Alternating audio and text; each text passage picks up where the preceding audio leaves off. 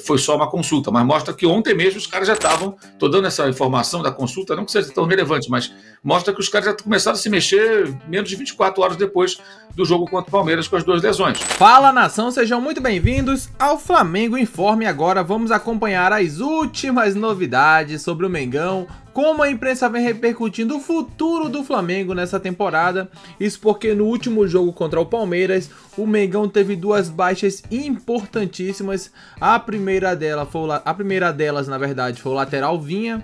Ele que ali tinha tudo para se tornar o titular, né? Vem fazendo boas partidas. Foi até convocado para a seleção uruguaia na Copa América. E aí teve uma contusão séria, vai ficar um bom tempo fora.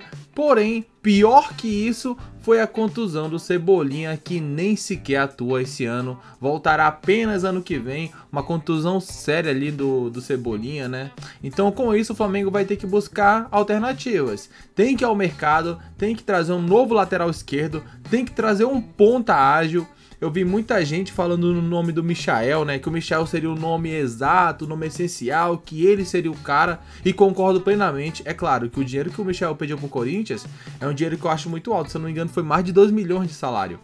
E querendo ou não, o Michael, pô, não dá pra pagar 2,5 milhões no Michael. É um jogador muito bom, mas receberia na casa de 1 milhão e alguma coisa ali. Acho que seria um valor justo, sabe? Até porque é um jogador muito bom, tem uma história muito boa no Flamengo e também vinha fazendo boas partidas lá. Chegou até a ser titular na ausência do Neymar lá no Al Hilal, então o Michael, acho que seria o nome exato. E a imprensa ali, Mauro César e companhia, começaram a debater os nomes, os possíveis nomes para o time do Flamengo após a baixa desses dois jogadores que eu acabei de citar. Tudo isso e muito mais no vídeo de hoje, mas antes de começar, pedimos que deixe o like e inscreva-se no canal para não perder nenhuma novidade sobre o Flamengo Informe, é claro. Deixaremos aqui na descrição o link do canal do All Sport para que vocês possam acompanhá-los na íntegra. Talvez o Flamengo tenha aqui, na pressa agora, Mauro, as compras. Queria que você desse esse voto na enquete também. Para você, qual é a grande questão do Flamengo hoje? Bom dia. Hoje é reposição. Bom dia. Hoje é o mercado. Eu entendo da seguinte maneira. Eles têm que ser hábeis agora para fazer as duas vendas, que são excelentes, seriam excelentes. Fabrício Bruno, né? Mais de 15 milhões de euros. E o Wesley, até 21 pode chegar, ou seja, uma garantia de 30 milhões, podendo chegar a 35, 36 milhões de euros por esses dois jogadores. Um que nem titular um jovem, e o outro que é um titular questionável, porque não é o melhor zagueiro do Flamengo. O Léo Ortiz é mais jogador que o Fabrício Bruno. E o Tite insiste no Fabrício, então ele continua jogando. Mas o Flamengo tem reposição lá dentro do elenco de melhor qualidade, na minha visão. Então, e o jogador de 28 anos, uma venda excelente, segunda chance. Ele não quis ir para a Inglaterra, para o West Ham, e agora o Rennes da França tem interesse no jogador. Então, acho que tem que fazer as duas vendas e ser ágeis, os dirigentes serem ágeis o bastante para rapidamente conseguir dois laterais, um para o lugar do Wesley, um para o lugar do Vinha, que está machucado, e compor o elenco. Se possível, com um atacante, eu acho que aí é menos dramática a situação, porque existem algumas opções ainda. Bruno Henrique, Lohan, você pode mudar o sistema, jogar com Gabigol e Pedro, aí cabe ao Tite se virar com o material humano que ele tem, e não é nenhum, digamos assim, de uma desgraça se virar com o material humano que ele tem. Ele perde a característica do Cebolinha, mas ele pode encontrar outras maneiras de arrumar a equipe. Então, acho que a urgência é essa, são os dois laterais, falta um jogador de meio campo, que já vinha buscando, né? Ontem eu apurei que o Flamengo já se mexeu um pouquinho aí no mercado, fez até uma consulta não ao Bayer Leverkusen, mas ao representante do Arthur. Arthur é o lateral que jogava no América Mineiro, revelado na América Mineiro, foi emprestado ao Flamengo na base, ficou um tempo no Flamengo. O Flamengo não exerceu o direito de compra porque preferiu ficar com o Wesley. E aí ele volta para o América e ano passado foi vendido, no começo do ano, para o Leverkusen por 7 milhões de euros.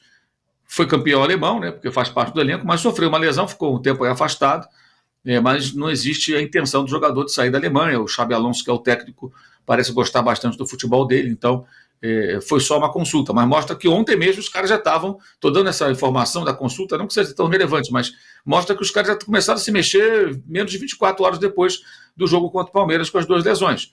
Então eles estão correndo atrás. Agora, eu acho que a grande questão é que nesse momento não dá para pensar só em jogadores internacionais, jogadores que envolvem milhões de euros, que demandam tempo para negociação. Talvez seja a hora de buscar jogadores de recomposição de elenco. Você vai trazer um lateral direito, lateral esquerdo, de repente pode não ser o lateral dos sonhos, mas um jogador cumpridor, que consiga preencher a lacuna, que num time minimamente organizado consiga atender a demanda. Eu sei que o torcedor do Flamengo tem implicância, né? Por exemplo, o René, que joga hoje no Internacional, não era o lateral dos sonhos, mas durante muito tempo ele quebrou o galho ali, era um jogador reserva que cumpria ali o seu papel. Teve atuações ruins, outras boas, como todo jogador, mas um jogador com relação custo-benefício muito boa, porque foi muito barato. Você vai ter que apelar para jogadores desse nível mais ou menos, que não vai conseguir contratar, de repente, laterais de nível de seleção como Vinha, que é o titular do Uruguai, ou o Montiel, que é o torcedor do Flamengo, vi falando do Montiel. O cara joga na Europa, está na Inglaterra, você convencer esse cara a voltar para a América do Sul é um processo muito complicado. Mas eles estão correndo atrás. Também tem gente trabalhando, agentes, né, no caso aí, trabalhando junto ao Southampton para tentar o Alcaraz, que é o meio-campista. Esse é uma contratação cara. O Flamengo assinou com 18 milhões de euros. O Alcaraz tem 21 anos, está numa situação que não é muito. Se o Arthur está muito confortável lá no Leverkusen, não é o caso do Alcaraz. O Alcaraz, no ano passado, ele chegou na temporada anterior, na metade, vendido pelo Racing. Ele foi bem, fez 4 gols em 18 jogos, jogou boas partidas. Aí, no meio da temporada passada, ele foi para a Juventus e deu uma forçada de barra para ir para a Itália. O técnico não ficou muito feliz com ele, o Russell Martin, que é o técnico do Southampton, ele foi para a Inglaterra, para a Itália. O time estava tentando voltar à Premier League. O time voltou à Premier League sem ele. E a Juventus não exerceu o direito de compra, teria que pagar mais de 40 milhões de euros para ficar com o jogador argentino. E aí ele voltou, mas ele não voltou com muito prestígio, né? Porque o time subiu sem ele. E houve um jogo na quarta passada com a Lazio, justamente um dos times interessados eventualmente em sua contratação, e ele saiu na porrada com os caras da Lazio lá, foi expulso, um amistoso. Charivari danado, a confusão. É um cara fio desencapado lá, o glorioso Alcaraz. É bom jogador, mas ele é bem agitado. Na Argentina mesmo teve um problema uma vez com a torcida do Boca. Ele fez um gol, uma espécie de uma Supercopa, Boca e Racing. Ele faz o gol da vitória no final da prorrogação. Aí ele tira a camisa da comemoração, para diante da torcida do Boca e fica olhando para ela assim, com um ar assim meio sarcástico, né? Tipo, ferrei vocês, né? Pô, os caras do Boca ficaram furiosos, meteram o dedo na cara, puxão de orelha. Aí nesse dia ele manteve a calma, mas ele é meio provocativo, ele se meteu numa confusão na quarta passada. Então é um jogador que não está numa situação muito confortável. O que eu soube ontem é que é a terceira tentativa que o Flamengo faz de diálogo com o Southampton para tentar trazê-lo, né? Desde que o time já caiu, o Flamengo está tentando trazer esse jogador de volta para a América do Sul. Foi a primeira vez que o time inglês aceitou ouvir, conversar. Pode ser que dê samba aí. Eles vão contratar alguém, não tenho dúvida, Tironi. Lembrando sempre, o Flamengo tem uma eleição em dezembro, né? Isso influencia demais o comportamento dos dirigentes desse contexto. O presidente do clube quer fazer o seu sucessor, ter o seu candidato. Acho muito pouco provável que ele não chegue para os responsáveis pelo mercado da bola no Flamengo e fale, tragam os jogadores, corram atrás, que a gente não pode deixar o time ser eliminado das competições porque não tem lateral. E é o que eles têm que fazer agora. Correr muito e buscar jogadores que possam entrar imediatamente. Nem que você ache um lateral aceitável na Série B. Tem que ter um cara da posição. Lateral é uma posição muito específica, gente. Não dá para você ficar sem. E o Flamengo está sem. Hoje o Varela está com problema no quadril, só tem o Wesley, e o Ayrton Lucas deu uma pancada na cabeça no domingo, saiu machucado. Não se sabe qual vai ser a condição dele para quinta-feira. E o Vinha está com o joelho machucado. Ou seja, talvez ele tenha um lateral só, que é o Wesley, que está para ser vendido. Talvez nenhum.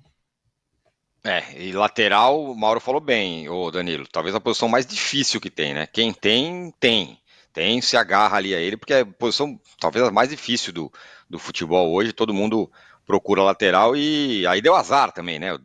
Todo mundo se machuca no meio do furacão do agosto sangrento aí de todos os times. Vai ter que ir a campo, a buscar, e aí o Flamengo, não é exatamente um erro, mas o Flamengo foi mirando naqueles caras muito difíceis. O Claudinho, que foi sempre difícil, o Paquetá, que estão dizendo que ia e poderia chegar, mirou no alto ali. E agora vai ter que se virar com outro tipo de jogador até esse fim da janela. Nesse momento complicado, né?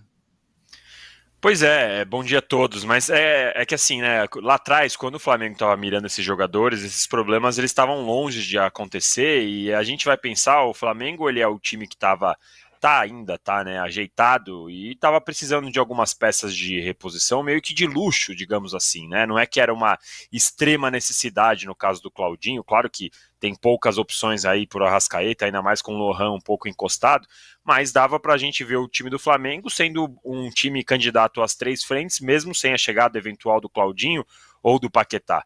Mas o Flamengo é aquele time que tem a saúde financeira muito bem, muito boa, aliás, e tá em dia, tá tudo certinho, então quando você tem uma oportunidade de mercado, você consegue observar e ir atrás de jogadores que podem compor o seu elenco, como era o caso do Claudinho, como é o caso do Paquetá. Agora a situação muda.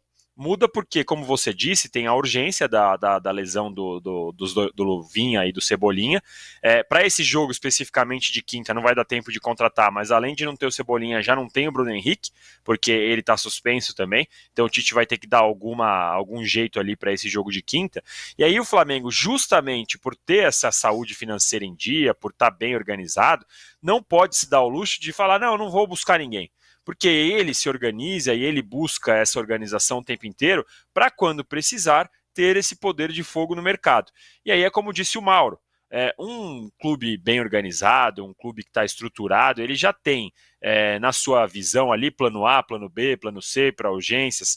Certamente o departamento de observação ali do Flamengo, de análise de desempenho, ele já deveria, pelo menos se não tem, já deveria ter uma lista com opções para determinadas funções para esses casos de urgência. Então machucou o Vinha, o Ayrton Lucas tomou uma porrada, vai ficar um tempo fora. O garoto da base não agrada o Tite, já deveria ter alguém na agulha para conversar, para negociar. Normalmente os clubes fazem muito isso. Geralmente você tem seu time e você tem ali uns stand-by, né? Jogadores que você poderia contratar caso acontecesse alguma coisa. Então, geralmente tem uma lista de jogadores onde você sabe, se esse jogador aqui se contundir, se essa posição aqui não tiver legal, quem a gente pode pensar em trazer? Não que você irá trazer, mas você já tem ali preparado para caso aconteça algo como foi dessa vez. Onde a gente viu que 2 jogadores importantíssimos acabaram se contundindo ali no momento importante da temporada, onde o Flamengo estava chegando em competições mais difíceis, né? Competições internacionais, no caso ali da Libertadores, então tem dessas questões e o Flamengo vai ao mercado, tem que ir ao mercado trazer jogadores, não só para lateral, mas também ali para o ataque. Acredito que o nome do Michael seja um excelente nome, falaram até sobre o Roger Guedes, mas não me agrada tanto, acho que seria mais um estilinho Gabigol, mais estrela, sabe? Acho que o Michael seria um jogador ideal para jogar naquela ponta esquerda ali, é um cara agudo, jovem, veloz, então tem tudo que o Flamengo precisa para não cair o seu desempenho. E na lateral falaram do Alcaraz, citaram até o próprio Arthur ali, né? Vamos aguardar. Muitos falaram também, que eu até coloquei na thumbnail, o Danilo. O Danilo é um excelente jogador, experiente. Mas na seleção não rende. Mas a gente viu que jogadores que são medianos a nível europeu, aqui no Brasil jogam muito. Você pega o próprio exemplo do Bright White, que chegou no Grêmio. Todo mundo fez memes, zoaram. No primeiro jogo, o cara meteu 2 gols a favor e 1 gol contra. Então já fez 3 logo na estreia, né? Assim por dizer. Então tem muita coisa para acontecer e, claro, tudo que acontecer, qualquer novidade, traremos para vocês aqui no Flamengo Informa. Um grande abraço a todos e até logo mais. Valeu!